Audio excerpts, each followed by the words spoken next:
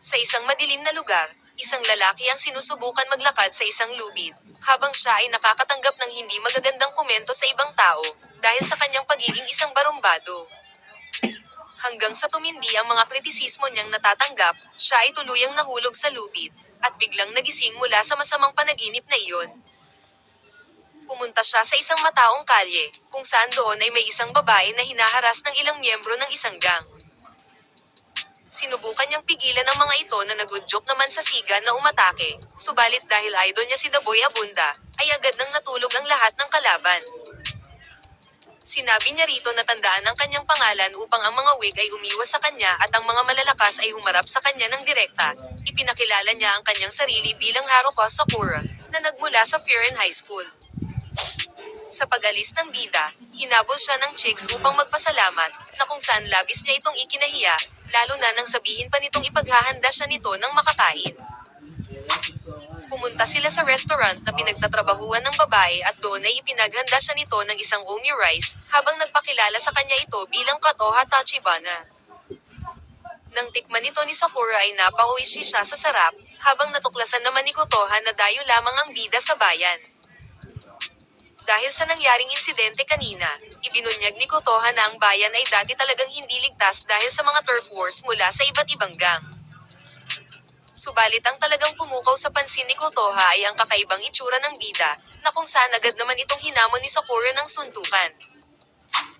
Nang malipat ang kanilang usapan tungkol sa insidente kanina, sinabi ni Sakura na pumunta siya ng Firen upang kalabanin ang malalakas, at ibinahagi ang kanyang pangarap na maging pinakamahusay na fighter sa bayan. Habang sila'y nag-uusap, lumabas ng restaurant ang isang matandang lalaki at ibinigay ni Sakura ang isang bag na nakalimutan nitong kunin. Dahil sa kanyang magandang kalooban, iniabot ni Kotoha ang ilang pirasong candy bilang pasasalamat mula sa matanda, na ikinahiya na naman ni Sakura. Gayunpaman, sinabi ni Kotoha na hindi mararating ni Sakura ang tuktok ng Firen sa kanyang kasalukuyang kalagayan, dahil siya ay nag-iisa. Tinutulan nito ni Sakura at sinabing sapat ang kanyang lakas upang manalo ng mag-isa, ngunit sinabi ni Kotoha na dapat niyang makilala ang iba pang mga bata sa Firen upang maintindihan ang kanyang ibig sabihin. Makalipas ang ilang oras, bumalik ang parehong gang na tinaboy kanina ni Sakura at may dala na itong mga backup, na kung saan ay nagsagawa ang mga ito ng paninira sa ilang tindahan.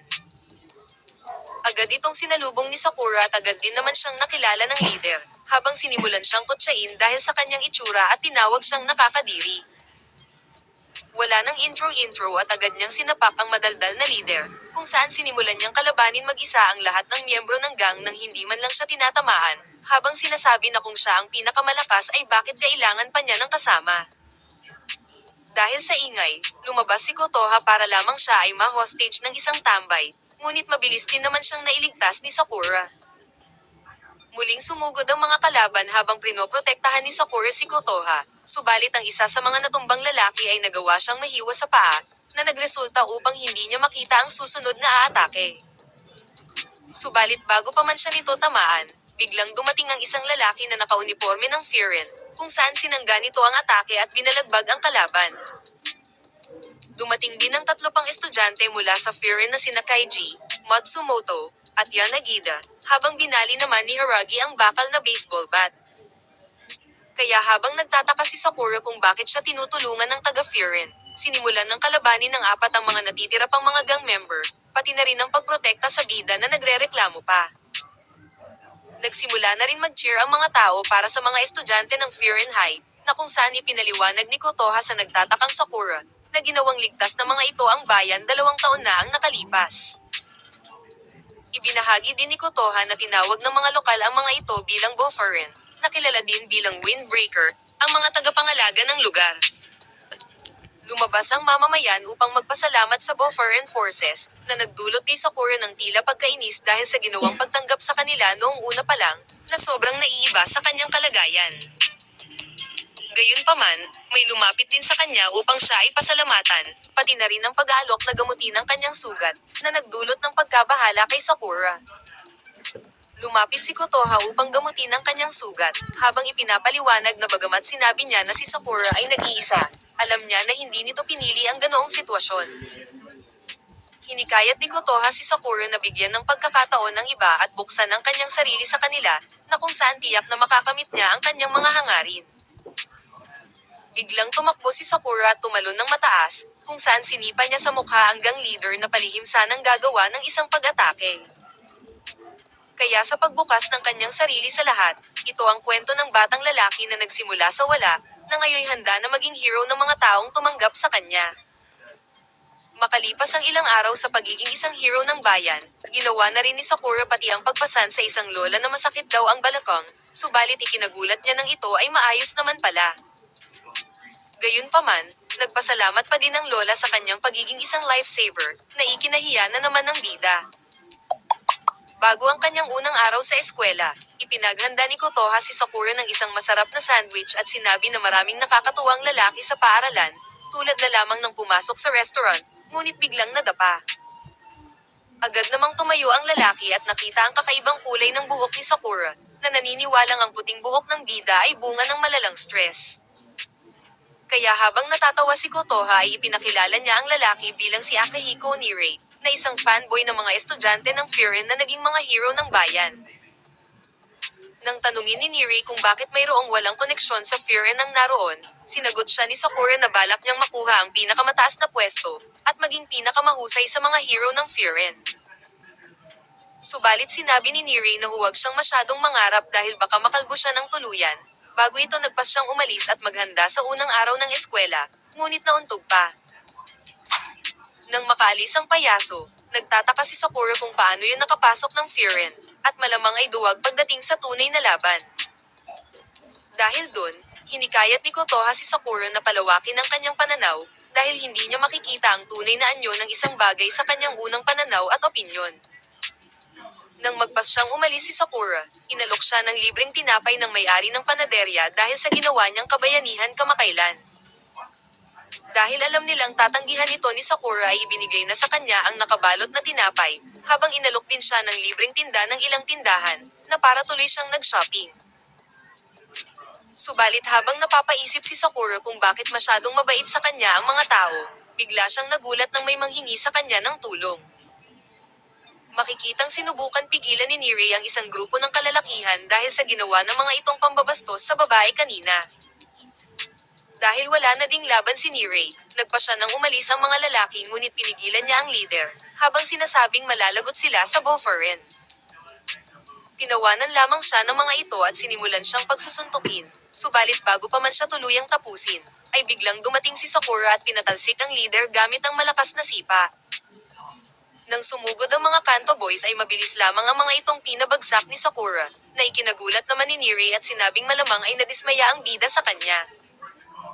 Tinawag siyang isang poser ni Sakura, na nag-good-joke naman kay Nirei na ikwento noong siya ay binubuli sa elementarya, hanggang sa isang taga-Furin ang dumating upang tulungan siya.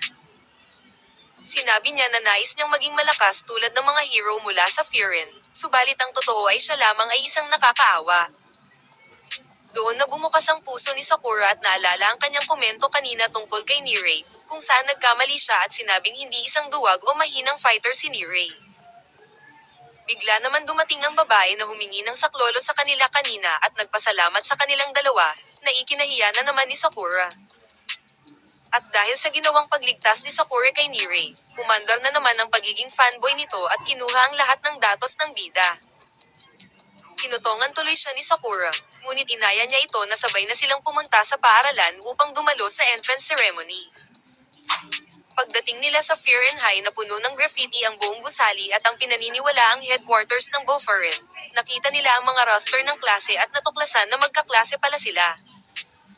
Subalit ang pananabik ni Nirei ay agad na napalitan ng takot, nang malaman na ang isang estudyante ay nasa kanilang klase. Kaya nagmakaawa siya kay Sakura na maging magalang sa lahat at ngumiti lamang hanggat maaari, ngunit nagulat siya nang makitang nagsisimula na itong magpainit at handa ng makipagsuntukan.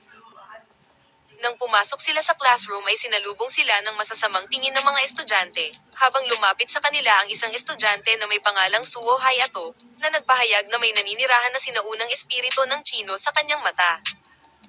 Pagkatapos ay lumapit si Suo kay Sakura na handa ng makipagsuntukan, subalit pinuri lamang siya nito sa ginawa niyang pagtatanggol sa bayan, na ikinatuwa naman ng ilang mga estudyante. Kaya nang ikinagulat nila na mali pala ang kanilang unang impression sa mga ito, tinanong si Sakura kung bakit siya napunta ng Frieren, na kung saan sinabi niya na nais niyang maging pinakamahusay sa lahat. Bigla na lamang tumahimik ang buong klase, at isang lamesa ang lumipad sa kanyang harapan, na nagmula sa isang estudyante na nagngangalang Kyotaro Sugishita, ang pinakamapanganib sa buong paaralan, sabi ni Nirei. Biglang sumugod si Sugishita kay Sakura, ngunit ang tinamaan nito ay ang lamesa, habang sinabi ng bida na ito ang kanyang pinakahihintay. Kaya nang sumugod muli si Longhair, sinabi ni Suo kay Sakura na huwag babanggitin ang hangarin na kunin ang tuktok sa harap ni Sugishita, dahil ito ay fanatic ng nakakataas at sobrang passionate pagdating sa usaping pinakamahusay sa lahat. Nang makakatama na sana si Sugishita, nagawa pa din itong ilagan ni Sakura at binigyan ng isang sipa ang Longhair sa ilong, habang ipinahayag na hindi siya mapapatumba ng isang panatiko. Nang handa nang magsalpukan muli ang dalawang manok, napatigil sila sa isang boses mula sa speaker, na binabati ng maligayang pagdating ang lahat ng mga estudyante. Sinubukan ni Sakura na ipagpatuloy ang laban, ngunit napansin niyang lahat ay nakatayo ng tuwid at nakikinig, dahil ang nasa likod ng boses mula sa speaker ay ang pinakamalakas na estudyante sa Frieren High, na si Umamiya Hajime. Sinabi ni Umamiya sa lahat na i-enjoy ang kanilang kabataan at pumunta sa beach ngayong tag-init, habang sinabi rin niya na walang mag-aaway sa unang araw, na kung saan tinamaan ang dalawang unggoy. At bago matapos ang talumpati ni Umamiya, sinabi niya din sa lahat na protektahan ang bayan at ipinaalala sa kanila na ang Boferen ay mga tagapagbantay ng Frieren. Lahat ay sumang-ayon sa kanilang nakakataas, habang si Sakura naman ay nagtataka kung anong uri ng tao si Umamiya. Sinubukan naman pagbatiin ni Suo sina Sakura at Sugishita, na kung saan tinanggihan ito ng dalawang unggoy. Subalit matapos ang maikling pag-uusap, nakumbinsi sila ni Suo na makipagayos sa isa't isa, habang natuwa naman sa kanya ang kanyang mga kaklase, dahil sa galing niya sa pakikipaglaban. Bigla naman may dumating na isang lalaki sa classroom at dinala sila nito sa labas ng gusali, kung saan naroon si Toma Hiragi na magiging responsable sa kanilang klase. Nakilala ito ni Sakura noong tinulungan niya si Kotoha, ngunit mabilis na lumapit sa kanya si Hiragi at sinabing huwag niyang babanggitin ang pangalan ni Kotoha doon. Dahil doon ay sumakit tuloy ang tiyan ni Hiragi at uminom ng gamot upang hindi daw siya magsuka ng dugo. Ipinaliwanag ni Niri kay Sakura na si Hiragi ay isa sa 4 na hari ng Frieren, kung saan mga estudyanteng naglilingkod sa ilalim ni Umamiya, at mga kapitan para sa isang klase sa bawat 3 baitang. Dagdag pa ni Niri na may mga pangalan ng bawat grupo ng 4 na hari, na kung saan sila ay nasa grupo ng Tamen, sa pamumuno ni Hiragi. Nang hatiin nila sa 5 ang buong grupo, pumunta sila ng bayan upang magpatrol na parang mga tanod. Habang ang inaasahan ni Sakura ay maghahanap sila ng kasantukan, sinabi ni Hiragi na hindi dapat sila ang unang gumawa ng gulo, kundi itaboy lamang ang ibang grupo at protektahan ang mga mamamayan. Ngunit lalo pang nadismaya at nayamot si Sakura, nang magsimula na silang tumulong sa ibang tao, tulad ng pagtanggal sa ilang graffiti sa pader ng tindahan. Nang matapos ang kanilang side hustle, dinala ni Higari ang grupo sa hangganan ng teritoryo sa pagitan ng Boferen at isa pang grupo, ang Shishitoren. Subalit biglang may nakita silang tumatakbo na isang estudyante, at hinahabol ito ng 3 miyembro ng Shishitoren papasok ng kanilang teritoryo. Habang hindi makapasok si Higari dahil maaari itong pagsimulan ng gulo, biglang sinipa ni Sakura at Sugishita ang isa sa mga Shishitoren, na ikinagulat ng 3. Kaya habang napasigaw si Niri sa ginawa ng dalawa, bigla naman may dumating na isang nakasalamin na lalaki na nagngangalang Jo Togame, ang second in command ng Shishitoren. Nang makita nito ang walang malay na kasama, agad na lumapit si Higari at ipinaliwanag ang sitwasyon. Sorry guys. Bumati naman ito kay Higari, ngunit nang magising at magsimulang sumigaw ang kaninang walang malay na miyembro, biglang hinampas ito ni Togame ng bote sa ulo at sinimulan bugbugin, dahil isa daw itong mahinang nilalang. Nang tanggalan ito ni Togame ng jacket at tinakwil bilang Shishitoren, sinabihan ito ni Sakura na walang kwenta, at binatikos ang kanilang moto bilang isang malaking biro. Namangha si Togame sa katapangan ni Sakura, ngunit sinabi niya na bubugbugin niya ito sa tamang lugar at hindi makakalimutan ng pagmumukha ng bida, habang nagpasya na rin silang umalis. Nang magalit si Niri kay Sakura dahil gumawa ito ng gusot, humingi naman ng paumanhin si Higari sa kanila dahil hindi siya ang unang kumilos kanina. Subalit dahil nangyari na ang nangyari, dinala na lamang nila ang estudyante sa rooftop ng paaralan upang mag-report kay Umamiya. Kaya habang ito ang pinakahihintay ni Sakura na makita ang pinakamalakas na estudyante sa paaralan, bigla silang nadismaya, dahil mahilig lamang pala itong magtanim ng mga gulay. Kaya imbis na pag-usapan ang nangyari sa Shishitoren, ay mas namamroblema pa si Umamiya tungkol sa kanyang hardin at mga tanim na gulay. Gayunpaman, kahit palaging naiinis si Higari kay Umamiya dahil sa pagiging makulit nito, siya pa rin ay malinaw na iginagalang at nirerespeto ng lahat, na lalong ipinagtaka ni Sakura. Nang ipaliwanag na ng estudyante kung ano talaga ang nangyari, sinabi niya na may hinabol siyang isang magnanakaw sa tindahan, ngunit sa kalaunan ay napadpad siya sa teritoryo ng Shishitoren, na aksidenteng nagpasimula ng sagupaan bilang resulta ng pagliligtas sa kanya ng mga bida. Tinawag ni Umamiya ang estudyante sa pangalan nitong Sasaki, na kung saan pinasalamatan niya ito sa pagprotekta sa mga mamamayan, at sinabing ipaubaya na nito ang natitira sa kanyang mga nakakatandang kapatid. Subalit nang itanong ni Umamiya kung si Sakura ba ang nagpasimula ng away, agad na nagpaliwanag si Sakura, na malinaw na ipinakita niya na siya nga ang nagpasimula ng away. Ngunit imbis na magalit, pinuri siya ni Umamiya sa kanyang mga nagawa mula nang dumating siya sa bayan, at tinawag siyang mapagkakatiwalaang nakakabatang kapatid. Doon na naintindihan ni Sakura na ang pakiramdam ng seguridad na ibinibigay ni Umamiya, ay ang bagay kung bakit maraming naniniwala sa kanya. Subalit habang nakatanggap si Higari ng isang tawag mula kay Kaji tungkol sa Shishitoren, may biglang umalingaw-ngaw na boses mula sa isang megaphone.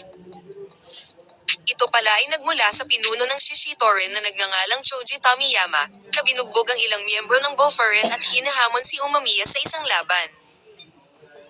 Biglang na-excite rito si Sakura dahil maaari niyang makaharap si Togame, ngunit bigla siyang nakaramdam ng malakas na aura mula kay Umamiya, na handa nang harapin ang kalaban.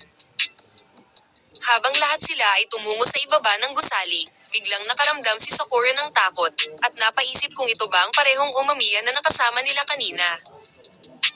Agad na naghamon si Tomiyama ng isang laban, ngunit sinabi ni Umamiya na bagamat sila ang naunang gumawa ng gulo ay masasabi niyang quits na sila, dahil sa ginawang pambubugbog ni Tomiyama sa kanyang mga kasama. Sumang-ayon naman rito si Tomiyama bago ito maghagis ng malakas na sipa, na nagawa namang masangga ni Umamiya. Nang tanungin ni Umamiya kung bakit pinipilit nitong makipaglaban, sinabi ni Tomiyama na naiinit siya sa kanya.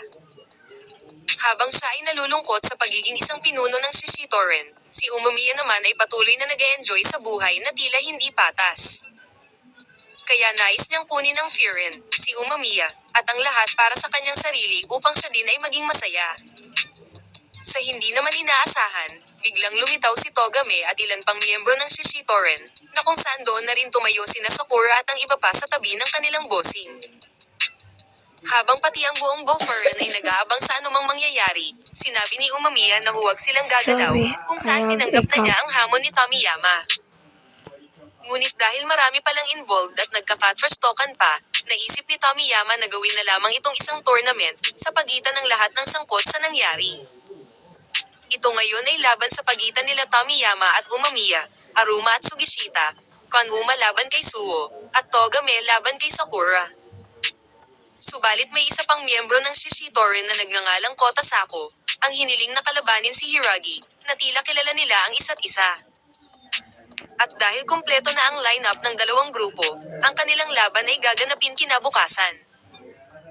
Dahil sa mangyayaring laban kinabukasan, kinakabahan si Neri na baka matalo ang kanilang mga manok, ngunit sinabi sa kanya ni Kotoha na huwag mag-alala dahil hindi mga sakitin ang mga ito. Bigla namang dumating si Umamiya at agad na lumapit kay Kotoha upang ipakita ang kanyang bagong tanim. Nang inakala ni Sakura na magjowa sila, agad naman itong tinutulan ni Kotoha, habang sinabi ni Umamiya na parang magkapatid na daw sila. Ibinunyag ni Kotoha na lumaki sila ni Umamiya sa parehong tahanan para sa mga batang ulila, habang ipinaliwanag rin ni Hiragi kay Sakura ng palihim, na hindi dapat malaman ni Umamiya na nasa panganib si Kotoha, kundi ay papatayin nito ang lahat sa kanila. Nang malipat ang kanilang usapan sa kanilang makakalaban, ipinaliwanag ni Hiragi kina Sakura, na ang Shishitoren ay hindi tulad ng kanilang kasalukuyang kalagayan. Noon ay ang pakikipaglaban sa kanila ay isang masarap at kakaibang pakiramdam, subalit simula noong hawakan ni Tomiyama at Togame ang grupo, ay nagsimula na silang manakit at sapilitang maghamon ng away. Habang sinabi naman ni Umamiya na malalaman nila ang dahilan kinabukasan, dahil ang isang laban ay isang pag-uusap upang malaman ang higit pa tungkol sa iyong kalaban. Nang magpasya ng tapusin ng buong grupo ang araw at maghanda para sa kinabukasan na laban, muling nagpasalamat sa kanila si Sasaki, at nagpaabot ng tagumpay para sa kanilang laban. Sumapit ang araw at maagang nagtipon ng buong grupo, habang agad silang pumasok sa teritoryo ng Shishitoren, upang harapin ng buong lakas ang kanilang mga magiging kalaban. At dito muna nagtatapos